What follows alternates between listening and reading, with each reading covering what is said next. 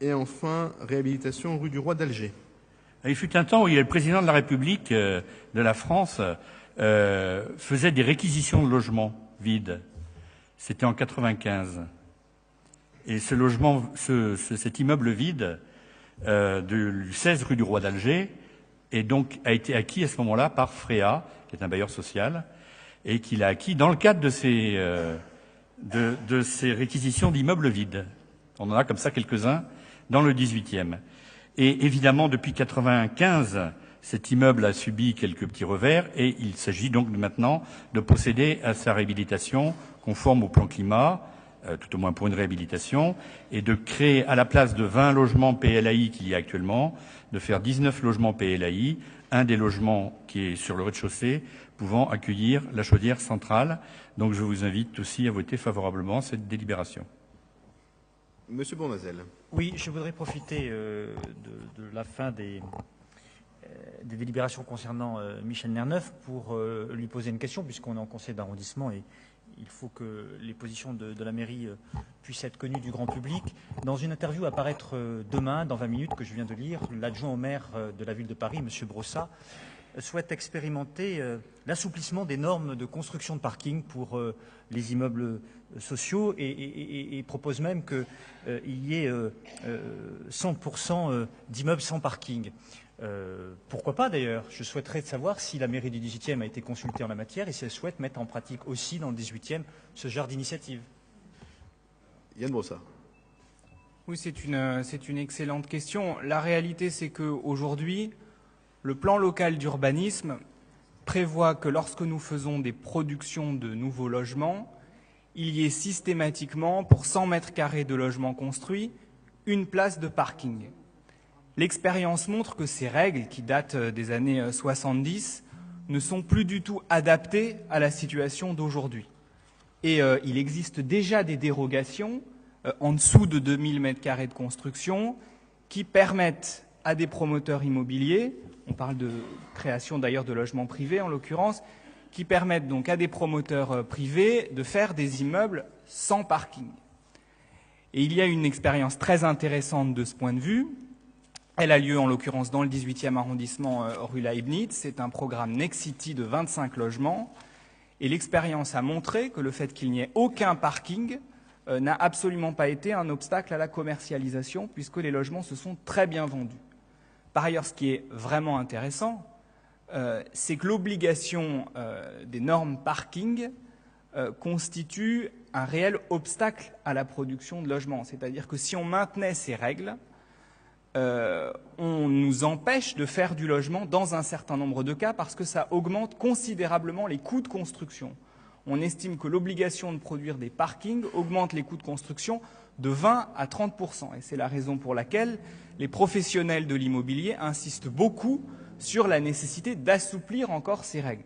Il ne s'agit pas d'imposer qu'il n'y ait plus aucun parking dans toutes les constructions nouvelles. En revanche, qu'on donne davantage la possibilité de ne pas appliquer ces règles est une excellente chose qui, je le répète, est plébiscitée par l'ensemble des professionnels du secteur et je pense qu'il est effectivement nécessaire de les entendre. D'ailleurs, cela a été annoncé par Jean-Louis Missica lorsque nous avons lancé le processus de modification du PLU. Je veux rassurer M. Bournazel sur la qualité du lien et du dialogue entre la mairie de Paris et la mairie du 18e. Nous en avons bien sûr parlé, y compris un certain nombre de rencontres avec la maire de Paris sur la question de ces normes. Certaines sont utiles, indispensables, et d'autres ont peut-être moins de réalité aujourd'hui. Et donc nous partageons bien sûr les objectifs de ce type d'expérimentation. Pascal Julien a demandé la parole. Ah, écoutez, les années 70. 1970, c'est le rapport du Club de Rome, Halte à la croissance. Ce rapport qui annonce l'épuisement des ressources. Et c'est en 2014 qu'on expérimente des immeubles sociaux sans parking. Alors, c'est vous dire évidemment la joie des écologistes d'entendre ce genre de développement. Nous ne sommes pas surpris, bien sûr, des doutes émis par la droite. Mais enfin, il est bon, on agit localement, de penser globalement. Et donc, je tenais à rappeler quand même que Oui, nous sommes dans une période d'épuisement des ressources. Le pétrole n'est pas quelque chose d'infini. La voiture électrique n'est en aucun cas une alternative de masse. Il faut donc dès maintenant, et encore on s'y prend extrêmement en retard, mais il faut dès maintenant adapter la ville aux nécessités du futur. Voilà. Essayons de ne pas perdre plus de temps qu'on en a déjà perdu depuis ce fameux rapport du Club de Rome qui n'a été écouté visiblement à l'époque par personne. Merci beaucoup Yann. Et puis alors franchement d'entendre ça franchement de la bouche de Yann Brossat, ça me fait plaisir. Vous pouvez pas savoir. Quand même, moi je suis élu depuis 2001, mes amis communistes, je les fréquente dans le Conseil d'administration depuis 2001, et ben si un jour j'avais cru que j'entendrais ça, ça me fait plaisir. J'espère que le socialisme va en faire autant, et qu'un jour la droite, et que de façon consensuelle, nous comprendrons que nous devons construire un monde sans croissance.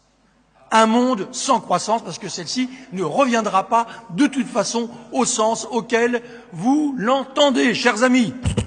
Alors pour le moment, nous allons nous contenter de la croissance du nombre de places de parking dans le 18e, dont je vous rappelle qu'elles sont en surnombre par rapport au nombre de véhicules qui y stationnent. Michel Lerneuf. Moi, j'aime bien que tout le monde réponde à une question qu'il leur est pas posée, mais puisque c'était posé à moi, mais je vais répondre. Je fais encore le balai là. D'abord, Yann a répondu notamment par rapport à l'immeuble de Nexity, mais si on constate actuellement l'ensemble des grands ensembles HLM que l'on a dans le 18e, il y a plein de parkings vides. Et donc le fait de pouvoir se détacher de cette obligation sur condition, évidemment, déjà on peut le faire, puisque par exemple l'immeuble qui va enfin voir le jour, puisqu'on a eu le projet architectural récemment rue des Trois Frères, il y aura pas de parking, ce sera un immeuble neuf. Donc et puis les résidences étudiantes, on n'a pas besoin de construire de parking. Les résidences jeunes travailleurs, on n'a pas besoin de construire des parkings. Donc il y a déjà beaucoup de règles comme ça qui sont mises en œuvre.